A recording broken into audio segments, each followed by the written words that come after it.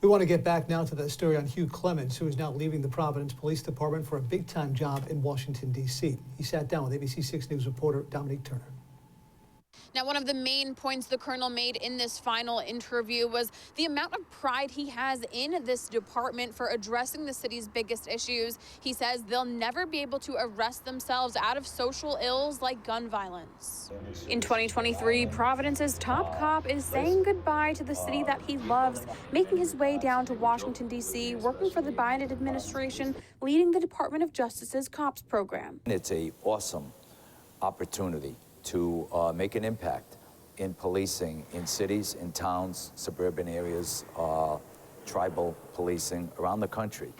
In 1985, Hugh Clements graduated the police academy, coming onto the department on the night shift, walking foot post. I made chief at year 26, and about at the 26-year mark, about 13 years of my career had been spent on the patrol side and about 13 on the investigative side, both in detectives, narcotics, and then back in detectives. In each step of the way, when I made rank, I was bouncing back and forth. Over the last decade, law enforcement nationwide saw record numbers of violence and criticism towards the profession.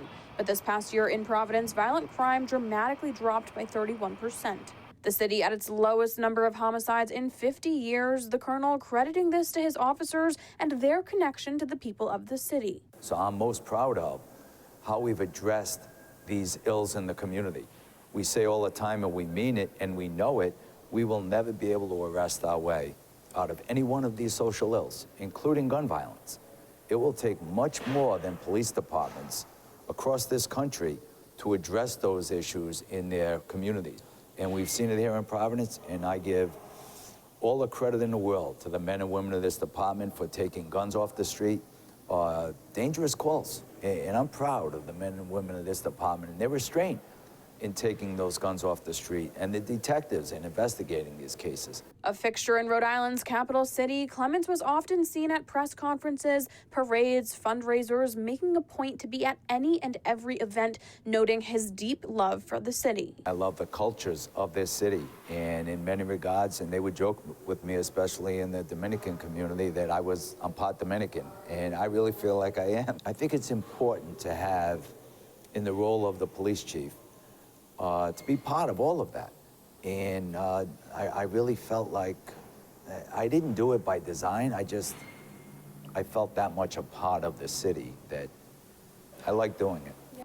Now, one of the main points the colonel made in this final interview was the amount of pride he has in this department for addressing the city's biggest issues. He says they'll never be able to arrest themselves out of social ills like gun violence.